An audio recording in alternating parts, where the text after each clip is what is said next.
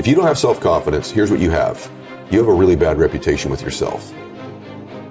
You have built a habit of not keeping the promises you make to yourself. We've all heard this before.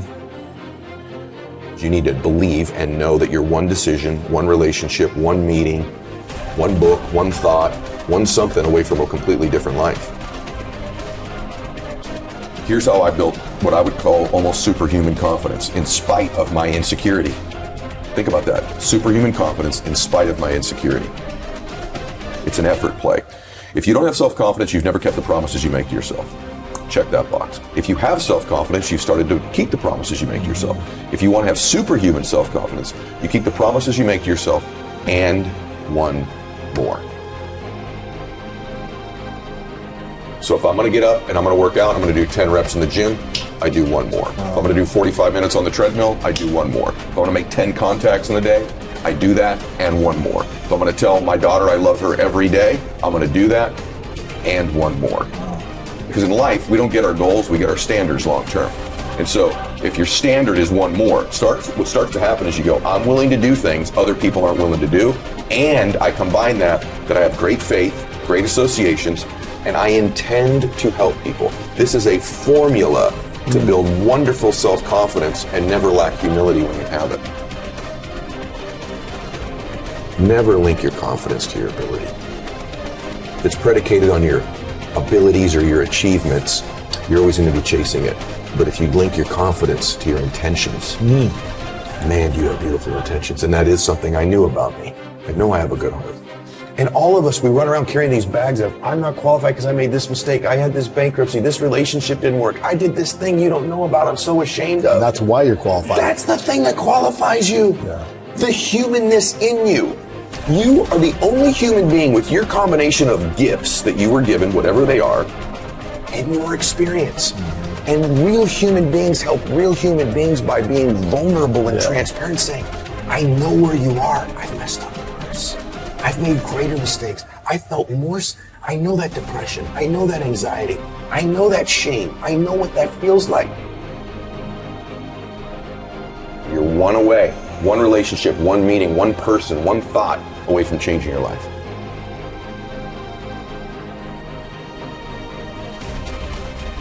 So how do we let go of the past? Well, we have to create a compelling future.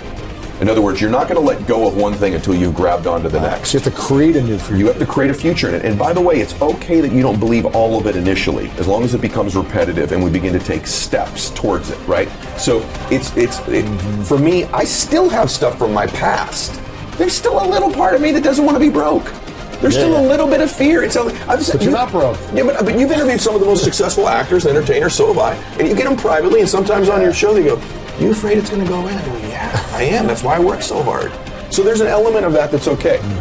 It's creating this vision for your life that's compelling. You survive the temporary. And if you can survive the temporary, it says on the other side of temporary pain, you get introduced to your other self. And that other self produces that other life. And so here's what happens for most of us. We think everything's permanent. And because we think it's permanent, we make permanent decisions based on temporary conditions. Even our bodies, other than our souls, are temporary. But if your body isn't permanent, your problem isn't, your pain isn't.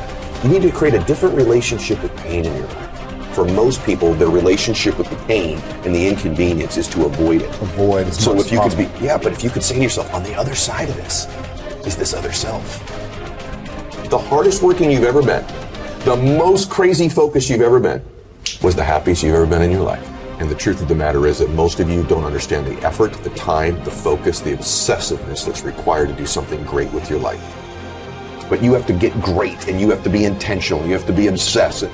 I know what you put into this. I know what the time is. I know what the relentless pace is. I know what the focus is. I know what you think about. I know this has to be something that's just infectious, and when people get around you, it emanates, and there's an energy, and there's like, this person's just going to will this to happen. Right. I think just most people dramatically underestimate the amount of obsessive, crazy, relentless focus it takes to be great at something. Yes. And then they go, well, I don't want to be that out of balance or control. Then you don't want to be great.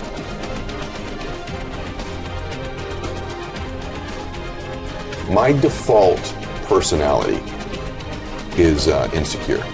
Even today? Even today. Come on. Very much. Really? Very much. How is that default? You wake up and you say, I'm a nobody, or what? What's the I story? lack this. I'm fooling everybody. Really? If they really knew, I've always tried to disqualify myself. I was bullied as a kid. My dad was an alcoholic. I wasn't a real big guy.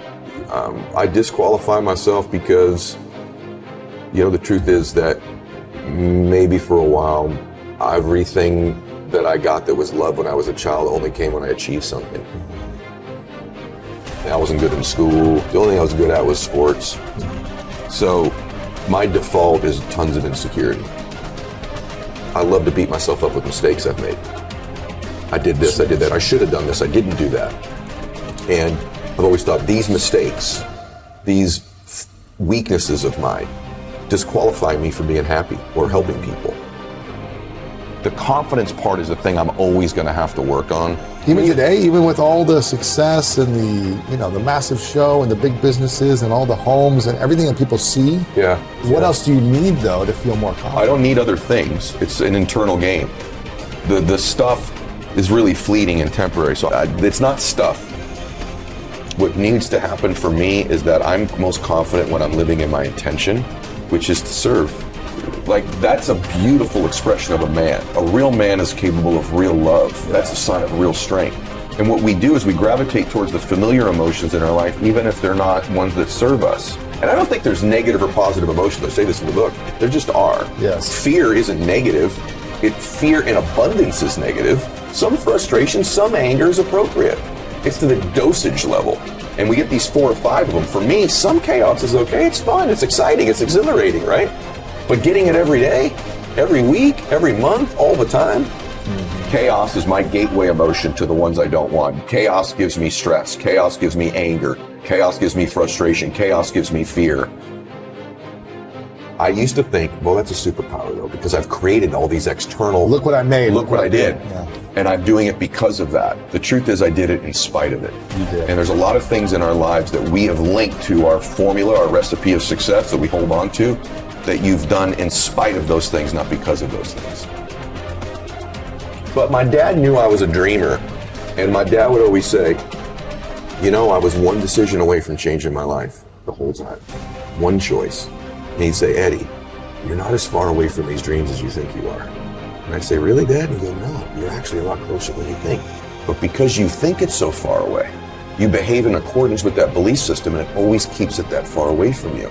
If the things most important to you are your worries, fears, anxieties, problems, bills, you will continue to have people, places, and things revealed to you that confirm it. My definition of greatness is that you create a life that matches your vision for your life, and that's greatness, no matter what that looks like for you.